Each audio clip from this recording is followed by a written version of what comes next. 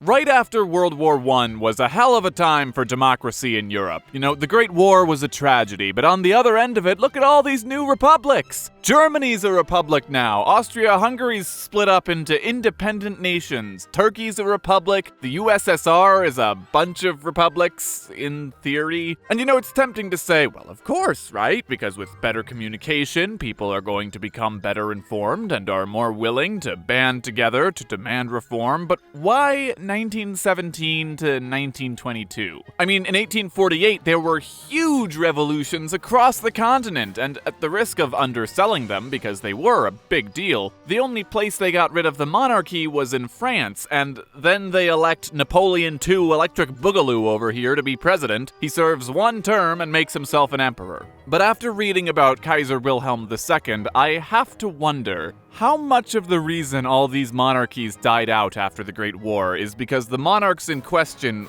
were a bunch of chumps? Today I want to look at Kaiser Wilhelm II, because when he came to power, he inherited one of the most preeminent powers in Europe, with one of the world's most accomplished statesmen at his beck and call, and then managed to do nearly everything in his power to upset his neighbors, jump headfirst into a war on two fronts, and leave office with Germany in a spiral of debt, inflation, and eventually Nazis.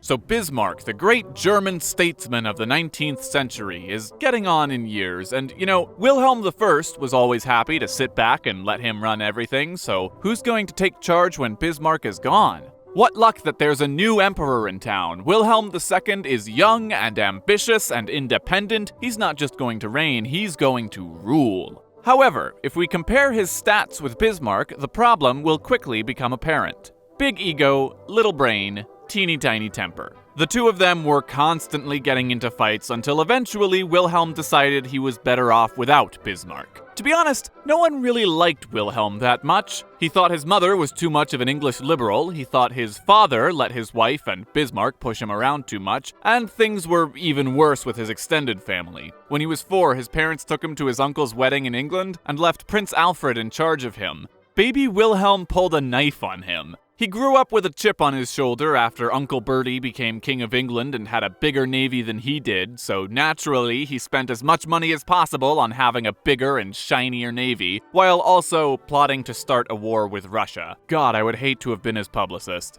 Okay, we need to work on your public image. England, France, and Russia all hate you. Honestly, at this point, you're just embarrassing yourself. Name one time I said something that would go over poorly abroad. You visited Morocco and practically dared the French to go to war. But we didn't. When you sent off your soldiers to fight the Boxer Uprising in China, you told them, quote, "No quarter will be given. Prisoners will not be taken."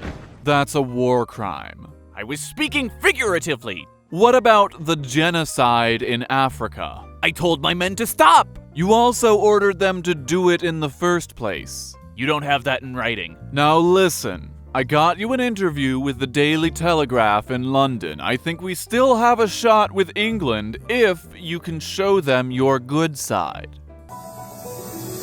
I'm here with His Majesty, the Emperor of Germany. Your Majesty, the British public is anxious. Can you Well, that's because you're all a bunch of psychos. I'm the friendliest guy I know, but you journalists are all out to get me. Well, that's certainly. If anyone hates you, it's France and Russia. They're a bunch of liars. They wanted me to humiliate you, but I told them I can't do it because I love England and there's not a dishonest bone in my body. I quit. So perhaps it's no wonder that when Franz Ferdinand was shot and Austria-Hungary chose to pick a fight with Serbia, knowing that Russia was about to pick a fight with Austria-Hungary, Wilhelm sent Austria his unlimited support, because war with Russia is sort of what he's always wanted. So that means Germany's about to go to war with Russia, but France is friends with Russia, so that means France is about to go to war with Germany. So Germany invades France first, but they go through Belgium, so Britain goes to war with Germany, and oh look, it's World War I. Wilhelm's generals Hindenburg and Ludendorff actually have great success against Russia, and they decide that Wilhelm screwed up enough already, so they pretty much take him out of power for the rest of the war, and run the country as a military dictatorship. Unfortunately, things on the Western Front aren't so peachy, and just before they lose the war, the German Revolution breaks out, and if you think World War I is complicated, revolutions are on a whole other level. The simplified version goes like this. By Jove, we've it. No, that's like a Britishism. I need something more German. By Woden? By Woden! Russia is defeated! Now we can focus on the Western Front. Germany's going to win! Just as long as the Western Front is... Oh, me. That's it, everybody! War's over! Hello. So I hear you're ready to surrender? Gotterdammerung, who invited the Americans? I hope you like freedom, because this war ain't over until the Kaiser's gone. The war's back on! So the German high command didn't really have any hope of winning, and it was pretty obvious that the men of the army knew, but things were even worse in the Navy. The Navy's plan was to pretty much throw all of their ships at the British at once and hope for the best. They were preparing for the largest, bloodiest naval battle in the entire war, surely knowing full well that they would lose. The German sailors involved collectively said, bruh, and began a mutiny. That mutiny then spreads to portside cities across Germany and turns into a revolution, and within the month all 22 monarchs within the German Empire were dethroned. Wilhelm fled the country, but don't feel too bad. He managed to take 60 freight cars worth of stuff with him, and that was just his furniture. I'm just gonna let this keep playing until we hit 60. Dude was rich.